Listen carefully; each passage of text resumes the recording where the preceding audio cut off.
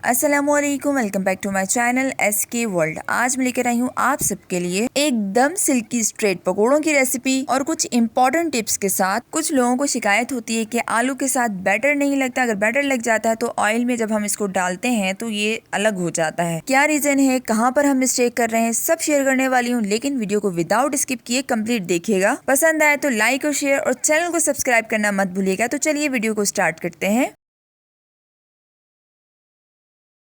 ये मज़ेदार से पकोड़े बनाने के लिए मैंने सबसे पहले आलू को बारीक बारीक सा कट करके रख दिया है। अगर आपके पास जो आलू हैं वो पानी पानी वाले हैं, यानी कि जो पानी छोड़ जाते हैं, इस तरह के आलू आपके पास हैं तो कोई मसला नहीं, इसके भी मज़ेदार पकोड़े तैयार हो सकते हैं। बस आपने ये करना है कि इसके ऊपर नींबू एक अदद निचोड़ देना है, फिर इसे अच्छी तरह से मिक्स करके 15 मिनट के लिए तकरीबन आप छोड़ दें। फिर उसके अंदर जितना भी पानी होगा ना वो सारा का सारा निकल जाएगा और फिर आप आराम से इसको बैटर के अंदर डाल सकते हैं। अब लेंगे यहाँ पर 2 कप बेसन, 1 टेबल स्पून उसमें नमक शामिल करेंगे, ग्रीन चिल्ली 2 बारीक कटी हुई, 1 टेबल स्पून कसूरी मेथी, धनिया और जीरा भी इसमें शामिल करेंगे 1 table spoon, 1 table spoon chaat masala और कुटी हुई लाल मिर्च 1 table spoon, lemon juice 1 table spoon और 1 टेबल स्पून ही सिरका इसके अंदर शामिल करेंगे। अगर सिरका नहीं है तो कोई बात नहीं, आप स्किप कर लें। अब इसमें थोड़ा थोड़ा सा पानी डाल के इसको अच्छी तरह से मिक्स करेंगे। एक बात का आपने बहुत ख्याल रखना है, एकदम से सारा पानी नहीं डालना, थोड़ा थोड़ा करके आपने पानी डालना है, मिक्स करना है। और बस आपने बैटर को ऐसा रखना है कि बहुत ही ज्यादा रनी ना हो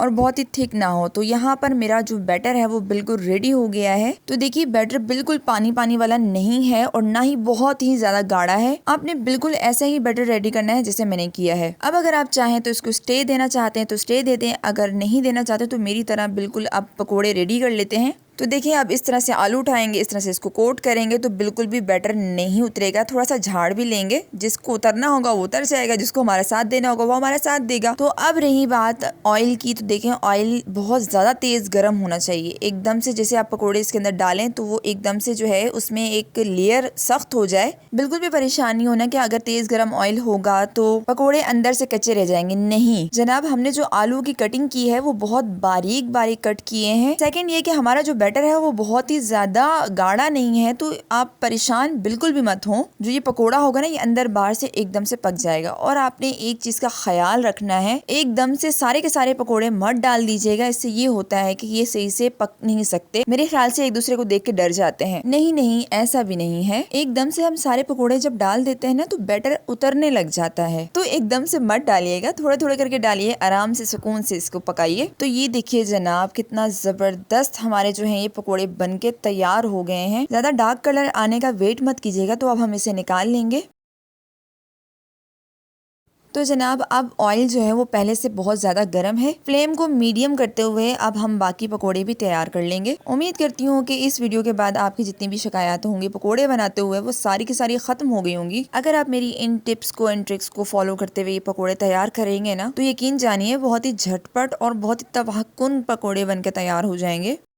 तो लीजिए जनाब, यहाँ पर हमारे सारे के सारे पकोड़े बनकर तैयार हो गए हैं। है ना ये सिल्की स्ट्रेट पकोड़ास। मैंने तो इन पकोड़ों की शक्ल को देख के ये नाम रखा है। आपको जो भी नाम रखना है ना तो आप रख सकते हैं, क्योंकि आप अपने बॉस हैं। कैसी लगी मेरी आज की रेसिपी? पसंद आई तो इसे जरूर लाइक कीजिएगा, अपने दोस्तों के साथ शेयर कीजिएगा और अगर चैनल पर नए हैं तो इसे सब्सक्राइब किए बिना मत जाइएगा। साथ में लगे बेल आइकन को प्रेस करके ऑल पे क्लिक लाजमी कर दीजिएगा। इससे मेरी आने वाली हर न्यू वीडियो की नोटिफिकेशन आप तक बआसानी पहुँच जाएगी। अपना और अपने चाहने वालों का बहुत सारा ख्याल रखिएगा, मुझे दुआओं में याद रखिएगा। मैं फिर हाजिर होंगी एक नई और बहुत ही आसान सी रेसिपी के साथ। और हाँ, रमजान मुबारक में इस रेसिपी को जरूर ट्राई कीजिएगा और हमसे शेयर कीजिएगा कि आपकी रेसिपी कैसी बनी। अल्लाह हाफिज, फी अमानिल्लाह।